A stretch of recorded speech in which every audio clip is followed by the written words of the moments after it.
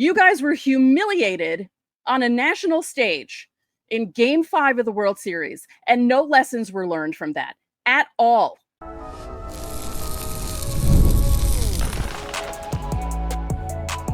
You are Locked On Yankees, your daily New York Yankees podcast. Part of the Locked On Podcast Network, your team every day. Welcome to Locked On Yankees, which is part of the Locked On Podcast Network, your team every day. Thank you for making us your first listen every day. I'm Stacey Gotsoulias. He's Brian McKeon. We're both lifelong Yankee fans.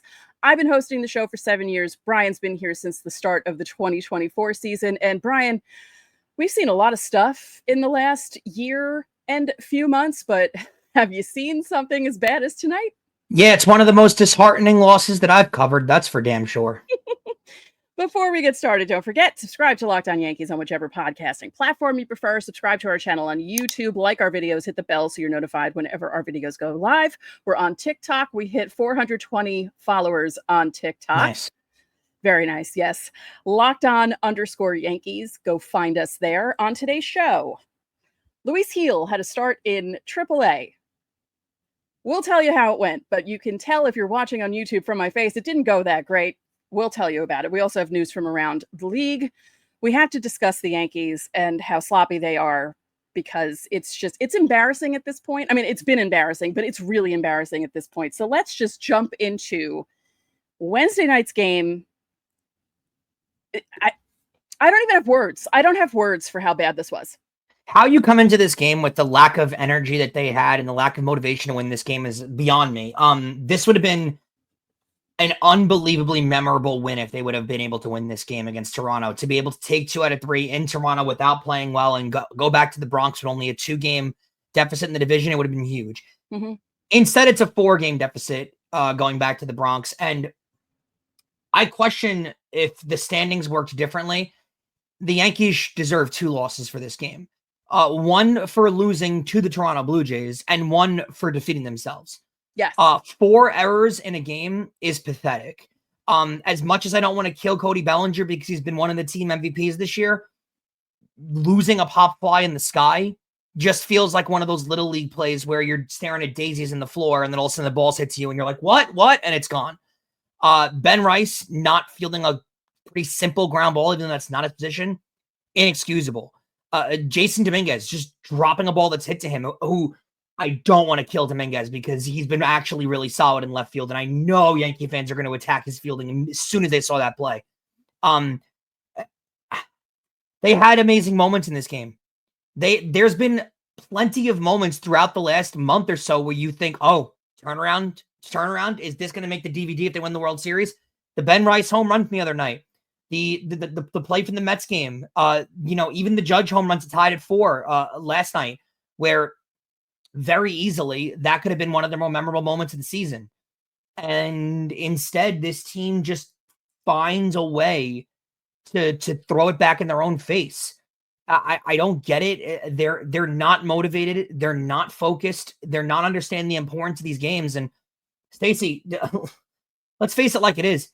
They're heading back to the Bronx to play a Philadelphia Phillies team who did they sweep the Red Sox, or they at least won 2 out of 3, who is really hot, playing really well out of the deadline, and they're going to have to face Ranger Suarez and Zach Wheeler in this series. And the Red Sox are currently up on the Phillies in extra innings as we record this. Think about that for a second. You're going to play one of the better teams in the National League with their 2 best starters going. Yeah. You would think that after Tuesday's game that they'd be motivated to try to win Wednesday's game. And it was at one point, they had 4 errors and 3 hits. They finished with 5 hits, so at least they went ahead. But could you imagine if they finished that game with more errors than hits, how embarrassing that is for them? We discussed it last night, the point just remains so true. This is a team that specifically you cannot give extra opportunities to. No. They're going to take advantage of situations, whether you open it up for them or not. But Stacey, I'm sorry, you give them outs. You give them 4 extra outs, and there were some other plays in this game that were very questionable and almost errors too. So let's not forget that too. Yeah. so many chances that you give this team is going to convert all those, and they're going to take advantage of all those. And I mean, this was a masterclass of it, because if you watch the Blue Jays fielding, Stacey, as bad as the Yankee fielding was, it felt like the inning after the Blue Jays would put on a clinic of their own and show you this is how you actually do it. They were as good as the Yankees were bad in the field. It's honestly, the word to use right now is pathetic how they're playing. They're sloppier than a bunch of 4-year-olds learning how to play baseball. I would rather watch a T-ball team with Yankee uniforms on than watch these guys right now. That's how angry I am at them. I don't like being this type of fan, but it's so embarrassing that they're putting this product out and there's no accountability. We'll get into it in segment 2. There's no accountability at all. I don't understand how you witness this game when you're leading this team and thinking it's just a blip. Really? Because you guys were humiliated on a national stage in Game 5 of the World Series, and no lessons were learned from that at all. And it's gotten worse. All the mistakes that haunted them in that World Series game, it's not like they hit the lab immediately in the offseason and went to go fix those things that could have lost them that game. They're making those same mistakes on a grander scale. Well, not really a grander scale because that was the World Series, but you get my point. They're doing it throughout the season this year. And, it's a more consistent scale. Like they're consistently playing sloppy. Correct. And before they came into Toronto in the last series, they had a lead in the division, and now they're down in the division by 4 games, which is honestly quite insurmountable. That's a huge lead at this point in the season. Stacey, they have a series left with the Toronto Blue Jays, and they've already lost the season series. Mm-hmm. They can sweep the Blue Jays in September in the Bronx, which is not likely to happen, and they would still finish 6-7 against the Blue Jays this year. Yeah. Think about that. That is not, you cannot play that sloppily against divisional teams. You just can't. You can't afford to give teams that are chasing you in the standings, or you're out now chasing in the standings, extra opportunities like this. The Blue Jays are a very well-constructed team. They are. And they take advantage of sloppy mistakes that teams make. You know that the Blue Jays game plan against the Yankees is put the ball in play. And that should be everyone's game plan against the Yankees. That's what the Dodgers' plan was in the World Series. Everyone should do that. That's the point. We talk about how much Joe Kelly annoyed us with his comments, but he was actually completely correct. Their strategy was put the ball in play and let them lose the game to themselves. That was their strategy in the World Series. They made it public after the World Series, the Dodgers, stupidly enough. Other teams came into this season with the exact same strategy, and it's still working. Who is that on? Blame your management. Blame your management. Blame your general manager. Blame your manager. Blame the roster construction. Blame the motivation behind this team. Because honestly, this team does not care.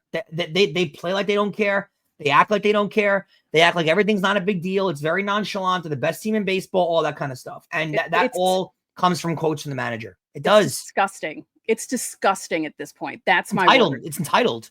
It's an entitled attitude they have. And quite frankly, Stacey, yes, this is an organization that won 4 World Series in 5 years. Where has that winning been since then? That was 25 years ago. Mm-hmm. Where has that been since? Yeah, it happened in the 50s too. They were great back then. In the 40s, they were awesome. The 30s, the 20s, they were awesome in all those decades. Sure. That was a long time ago. Since then, this franchise has not been the dominant structure that it holds itself to. It's not. I know you can hold yourself to that standard all you want, but if you don't practice it and you don't actually, show what you preach on the field, it means nothing. To be fair, they had a solid run when they won the 09 World Series, like 09 to 12. I mean, obviously they didn't, but it wasn't like... I'm sorry, Stacey. I'm told it's championship or bust. They won 1 title then. Yeah, but that team didn't have this same attitude where they're thinking, let's just make the playoffs. This team is just like, let's squeak into the playoffs. They don't even care about the division at this point. Yep. They're just thinking to themselves, like I said on yesterday's show, I feel like the wild card structure now makes it so teams are kind of half-assing everything. And I don't like that the Yankees are one of them. That's the thing, though. There are plenty of teams in baseball right now that are actually taking advantage of it because they're seeing that the rest of the league is going to half-ass everything, and they're looking at it as an opportunity of, let's spend ridiculous money and get really good and outplay all the half-assing teams. So now there's a lot less competition. The Dodgers are doing it. The Red Sox are trying to do it. The Phillies are doing it. The Mets are doing it. There's plenty of teams in baseball right now that are spending a heck of a lot of money with the ability to, okay, if everyone's going to half-ass it, sounds good to us. We'll just be one of the better teams out there. So there's less competition now. There is less elite competition in baseball than there's been in decades. There's the few and far between elite teams and then a bunch of mid and then like 2 or 3 teams that are dreadful. But there's a bunch of mid in that middle area, and all the really rich teams that are spending a lot of money have decided to take advantage of the mid teams. And you know what? For those teams, it's working. Yeah, my issue is I don't believe Hal Steinbrenner when he keeps coming out and saying, we're trying to win. You're not, because you would construct a better roster. You would spend money in a better way to put a better product out. But is that on him? Is that on him or Cashman? Both because of them. the pocketbook's open, Stacey. I mean, their But payroll is like $320 million. He should fire million. Cashman then. He should fire Cashman then. Well, Cashman has that's a good overstayed point. his welcome by like 25 years at this point. Yeah, I don't think the money is not being spent. I think it's being spent in a very poor way. That's what I and said. That's Brian Cashman's job. But you're blaming Steinbrenner. Steinbrenner doesn't make on-field decisions. He doesn't make roster. No, but I'm blaming moves, him for not firing Cashman. It's enough. I don't care that he's like a family member. He's the only person who's been in this position since 1998. Every other team has had at least 4 general managers since 1998. Maybe not the Nats, but everyone else. It's ridiculous. Including you need football and teams, basketball teams. You need to change the philosophy. You need to change everything, and you have to start from the top. Oh, I agree. I agree with that wholeheartedly. I thought you were more meaning an argument towards ownership. But no, I mean, yes and no. Like Hal needs to, I don't know. I feel like Hal is in it. He makes money no matter what. So he's going to go out and say, we really want to win. But as long as they get butts in the seats, because they will, because they're the Yankees, and as long as they're coasting the way they are into the playoffs and maybe accidentally getting into a World Series because the rest of the, what? This team could win 70 games a year and they would still profit. It's a brand. Oh yeah, but I'm saying like he right now, I'm sure if they did win 70 games, he'd have a little bit of a problem with that. But I don't know. Or he'd pretend to. Stacey, here's the thing though. Like, I get frustrated when I hear the ownership blame, especially the cheap talk. He spends money. I mean, the team's got a $300+ million payroll every single year. He eats contracts, which other owners don't tend to do in baseball. Like, he does do things. I think there's a motivation to win. It's just not as high as his father and not as high as other owners in sports. I think he's okay with being. You're the Yankees, for the love of God, Hal. Someone send this to him. You're the Yankees. This is embarrassing. It's embarrassing being a Yankee fan. And people say, oh, well, you guys have over 50 wins. You're in the wild card. Yeah, we're the Yankees. They shouldn't have a product like this on the field. Not with a $300 million payroll. You can't have guys making this many errors in a game and thinking it's okay, which will lead us into segment 2. Because argue with that. As usual, there's no accountability. So let's get to that in a moment. Don't forget, subscribe to the channel, hit the like button on our videos, hit the notification so you know when our videos go live. You can also join the Locked On Yankees Insiders Club. The link is in the description. You'll get text from us. You can text us questions, comments, reactions to trades and signings in the offseason. We send out the lineups during the season, any roster moves that are made, any breaking news that comes out, so you don't have to check social media. There's a 14-day free trial. Coming up next, more ranting about how sloppy this team is and how there's no accountability anywhere next.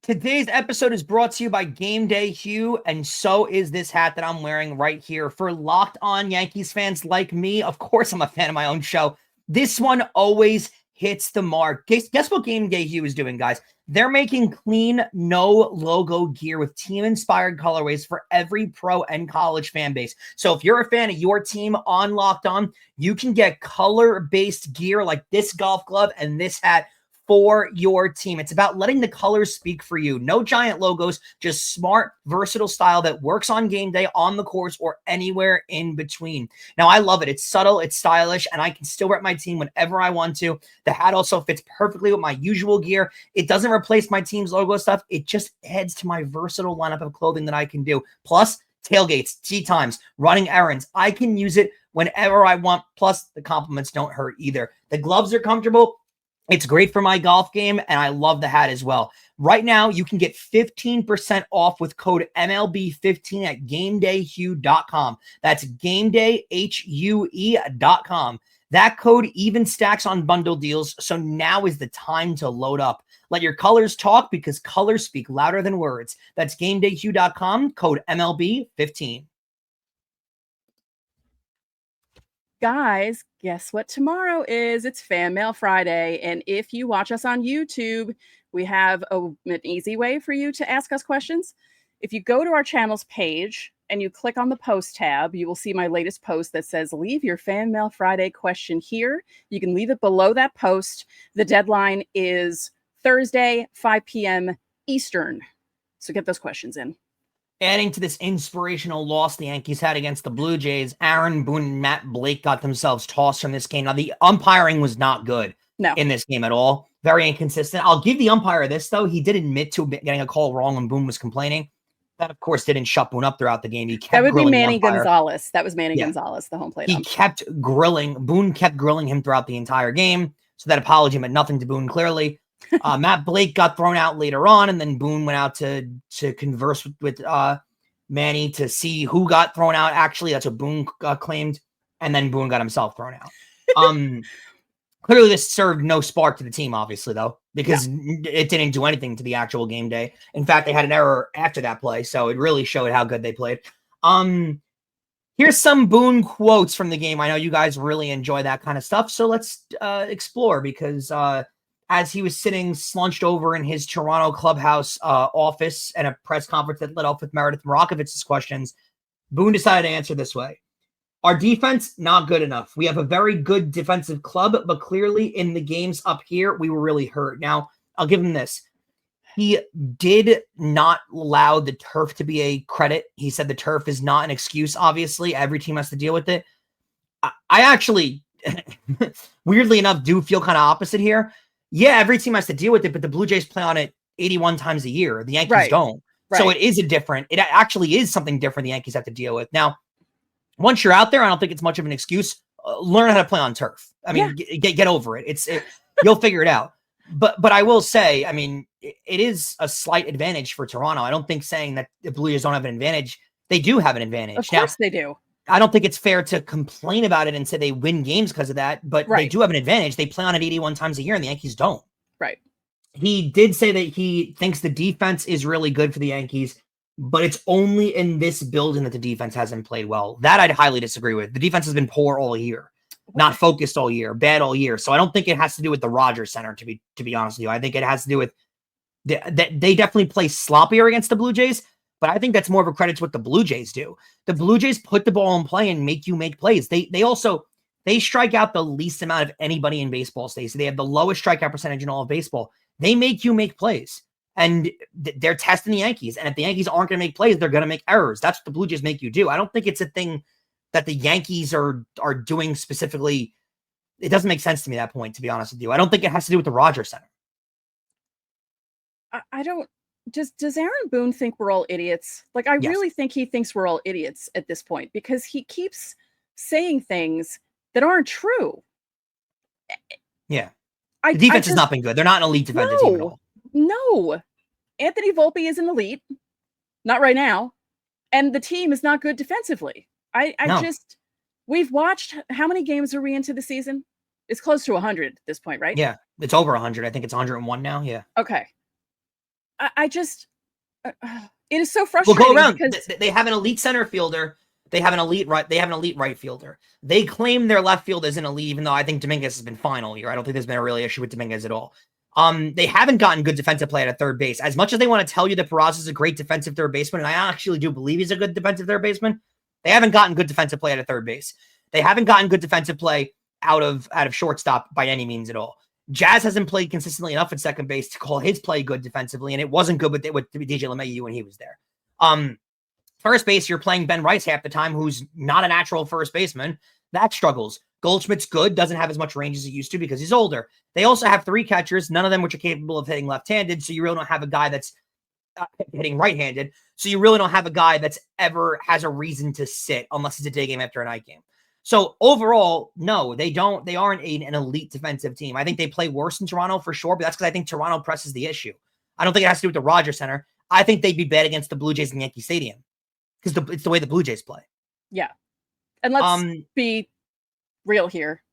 It's only this season that they're doing this bad against Toronto. They've had other seasons where they've done really well against Toronto in Toronto. This is just a recent issue with this team within the last couple of seasons where they're just defensively, they just break down and they're awful. And as Boone did claim, by the way, that he thinks in years past the defense has been really good for this team, and it's been an issue really just this year. He just thinks the defensive issues are a problem in Toronto. So yeah. No, I agree. No. There was also they did push Max Fried in this game, which we didn't really discuss in segment 1, but I actually agree with that. They didn't have Weaver in this game. They didn't have Williams in this game. I think you had to, even though he didn't have much late, I think you have to die with the ship and you have to die with your ace. I don't think he should have played. I don't think he should have pitched. I think they rushed him back. He should have skipped another start. So I don't think he was ready. He was rubbing against his sleeve in that last inning. And then when they took him out, you saw his pinky had like missing skin on the top of it. It's not really a problem for throwing cutters because I'm going to use this plush ball that I've used before to show how you throw pitches. But when you're throwing a cutter, you're not really using the pinky finger at all because you're holding the ball like this. So you're not using your pinky. Your pinky finger is tucked behind your other fingers. It's not going to affect it at all. His last 4 pitches of the game were cutters, showing that he's really affected. If you're throwing a changeup where you're holding it like this and the outside of your pinky finger is right on that baseball and depends on grip, just like if you're throwing a curveball and your pinky finger is gripped on the side there, you're going to have a lot of problems throwing that ball. And you saw the skin on the top of his pinky was just ripped off at the end of that game. It was basically the blister that just cracked open completely. I don't disagree with your opinion at all. Here's what the problem I have is. Boone said Fried was not affected by that blister. Boone also said he had no idea the blister was a thing or a narrative. He said he spoke to Fried after the game when they were both out of the game because they were in the clubhouse together, and the blister didn't come up. He thought Fried threw the ball well. Of course he did. And he did not think the blister remotely affected him whatsoever. Clearly it did. I don't know how you could possibly say that. Clearly the blister affected him. I also don't know what the point of defending Fried in that situation is. Am I in bizarro world? What is happening here? What is he doing? This is like, we always joked about Boone doing this where, we always talk about like a guy could give up 8 runs and he'll say, oh, well, he was still throwing well, but it's gotten exponentially worse this season. He's just making excuses for everyone all the time. Yeah, I get that a manager needs to support his team and he doesn't need to throw them under the bus every 5 seconds. But at some point, you have to stop lying and why doesn't anyone call him out on this? I don't understand. Yeah, so this is the thing. I understand in football when the head coach doesn't say, oh, well, he's got a left toe injury this week because the other team is going to intentionally step on the quarterback's left toe right. to try and cause injury. Right. What can the Philadelphia Phillies in the next series do to Max Fried to affect his blister? Nothing. Why? What is he protecting Max Fried from by not saying the blister affected him? I don't what are you hiding from? Why not tell people the blister has been affecting him? I don't understand. What are you helping? What cause are you helping? It doesn't make any sense to me. This is not football where you're protecting your player. It makes no sense to me at all. One other note, Boone did say that the umpire lost his mind on him. Boone had nothing to do with getting thrown out. The umpire lost his mind on him. I don't know how much of that I believe. But yeah, I mean, I don't know what protecting. What are you protecting Max Fried from? I don't get it, Stacey. Yeah. The fan base is being treated like they're a bunch of idiots, and it's not fair. Yeah, he really thinks we're not paying attention, and we're Yankee fans. Of course, we're paying attention. We pay attention to every single thing that happens, and he knows this. I just don't understand. It's very strange. Neither do I. All right, well, coming up, we'll tell you how Luis Gil did with Scranton, and we have some news from around the league next. Ever wish managing your money felt easier? Well, with Monarch Money, it can. Whether you're growing your savings or planning a big purchase, Monarch puts you in the driver's seat. It's like having your own personal CFO, giving you full visibility and control over all your finances. Monarch Money is more than just a budgeting app. It's a complete financial command center. You can track all of your accounts, investments, and spending all in one place. So in addition to managing your money, you're also building your wealth.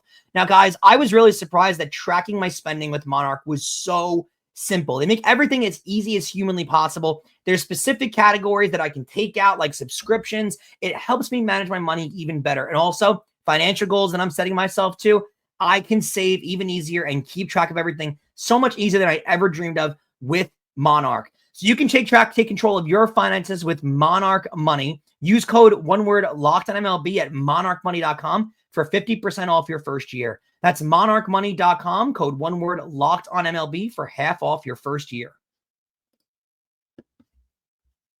And guys, not only do we cover your team every day, but now we're giving you instant episodes after every single game. You can check out the Locked On Yankees postcast. It's hosted by Jay Berman. It's right here on the Locked On Yankees podcast feed, as well as streaming on our YouTube channel. Get rapid reaction to all the biggest moments with the Locked On Yankees postcast. So here's the thing, Stacey. They need pitching reinforcement desperately. We know it for a fact. Luis Gil on his way back from his injury that's kept him out the whole year so far. They moved him up to AAA. Want to tell us how it went? Not great. Not great. I will say 67 pitches and 44 strikes is okay. That's not bad. But 3 1/3 innings, 5 runs, 4 hits, 3 walks, 4 strikeouts. He gave up a home run. It's not great. The place that I wouldn't be concerned, the velocity was not down, which is a good sign. Usually when the velocity drops, that means there could still be a lingering injury. Right. The velocity was not down. There's no lack of confidence. 44 strikes and 67 pitches does not mean that his location or control was gone either. So he's got the velocity. He's got the location and control. To be honest with you, I think that means they're going to call him up sooner rather than later. He's got what they need available, and they need pitching. So I think it looks like they're going to give him one more minor league start, and then he'll be up, which is quicker than anticipated, to be honest. We were looking at mid to late August. Right. It's now start of August, late July, honestly. Yeah, it's possible he can be back sooner. Let's move to around the league because we have to talk about this. Yeah. The Tigers are reeling a bit. Actually, they're reeling so much that now the Astros have the best record in the American League. The Astros are 60-42. They've picked up insane. They have 17 or have had 17 guys on the IL. They're like the Yankees of 2019, where they're just plugging guys in and they're winning no matter who is playing. It's the same type of thing. This is all while losing Tucker, by the way. He's not in the middle of that lineup this year. Just remember that. Yeah, I don't understand how they're doing this. The Dodgers were reeling a bit, but on Wednesday, they walked off against the Twins after a questionable check swing call on Mookie Betts. I'll have a picture up here for everyone watching.